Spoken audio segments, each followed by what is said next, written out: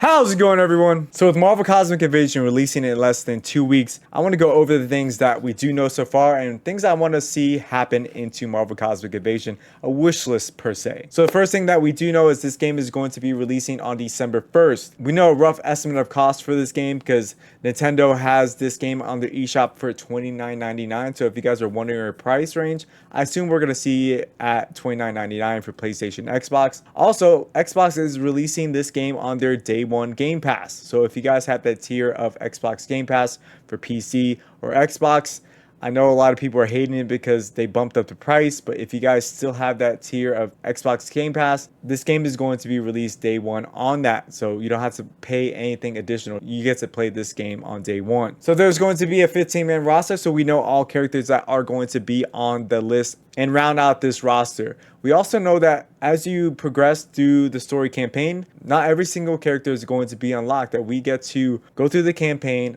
and unlock certain heroes. So probably 2 or 3 times that you run through the campaign that you get to unlock every single hero. Don't count me on that because there is going to be like a splitting branch of ways that you could tackle the campaign mode.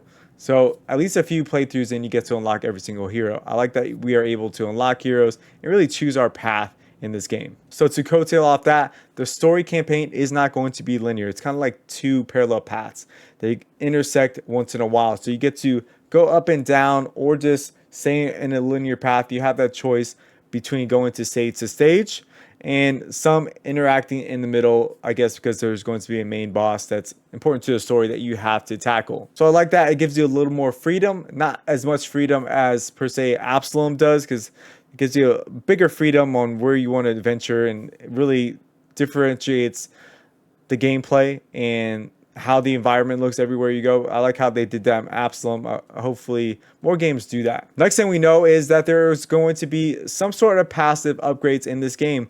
We know that we are going to get a passive upgrade at hero level 5. I'm not too sure how high the hero level will go if we are able to unlock more and more nodes to really make these heroes more unique and add more passive abilities to them, or there's going to be a skill tree. But we do know that there is going to be at least one passive upgrade for these heroes that is reached at level 5. We don't know if there's going to be more than that. We also know that there's going to be alternate shaders for heroes, so making characters a little more unique and maybe different outfits are going to be possible for this game. I don't think we're going to see like total haul cosmetics, like changing the silhouette of these heroes, but I do know that shaders are going to be available for these characters. We also know that the story campaign is not going to be as long as Teenage Mutant Ninja Turtles.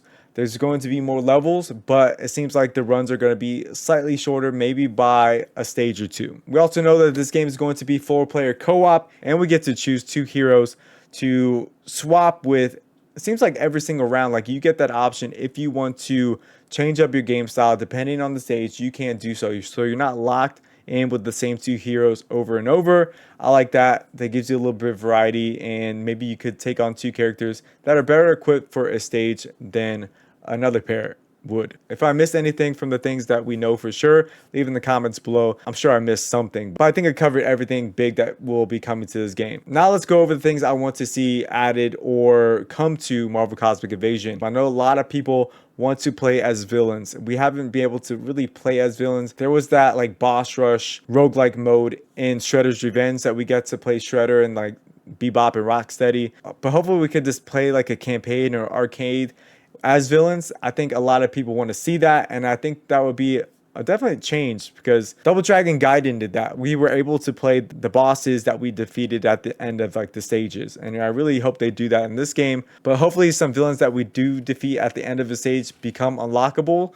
That would be awesome to see, like Taskmaster or Claw, or even play Thanos. That'd be freaking crazy because we do know that Thanos is going to be in this game. I would love to see more passive upgrades to this game. I know we're getting one at level 5, and hopefully we get more and more to really add replayability to this game. I think beat 'em ups live or die on replayability, and if Marvel Cosmic Invasion doesn't have that replayability, I think this game isn't going to last too long. I think the best replayability beat 'em up game in like the past couple years has been Absalom. I know Scott Pilgrim did a great job, but I think Absalom's replayability was awesome because they added that roguelike mechanic and it really blended well or meshed well with the beat 'em up genre. Just having that ability to change your spec and change how you play the game. Really encourage you to want to try different things every single run, and also how the map was in that game, where you get to choose where you want to go, know what kind of bosses you're going to fight, but still being surprised about like events that happen in your run. With that said, I really hope that we get to see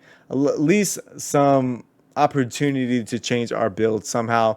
I know we're going to get passive upgrades at 5, and we really get to synergize what heroes could be best with one another if those passives really synergize. So another thing would be adding DLC content and DLC heroes. I think everyone wants to see more DLC heroes. We got our 15-man roster. I think a lot of people want to see other characters added to this game. I've done so many videos about asking people what kind of characters do we want to see in this game, and I've seen so many. The engagement has been crazy. So I know the audience is there and they want to see the heroes that they grew up with or Marvel heroes that they love added to this type of game, because you don't get to play Marvel heroes that often besides like Marvel Rivals. But in this beat 'em up sense, you don't get to see that. In like a PvE sense, you don't get to see that too often. So DLC hero packs, I think, is the #1 wish list for a lot of people. Hopefully they could push that out at a steady rate. Maybe every quarter we get to see like a new DLC pack, because I think that will go hard. I would like to see at least 3 to 4 characters added to each pack. Maybe have like an X-Men pack, an X-Force pack, a Fantastic Four pack, the future pack, or something like that, having a theme to these packs and maybe adding a new stage on top of it. I think that would really go hard and keep the engagement really tight in Marvel Cosmic Invasion, because this game could go for a while. It doesn't have to be just a drop in the water. This could be something great. Hopefully they recognize that and really push development on additional content for this game, and possibly even bigger DLCs than Shredder's Revenge had. Also, after the demo was released, I think a lot of people were asking for more in-depth gameplay. Hopefully we get more challenges. Hopefully we get more harder bosses, harder stages. Hopefully we get to implement like a more challenging run to really push us to the pace.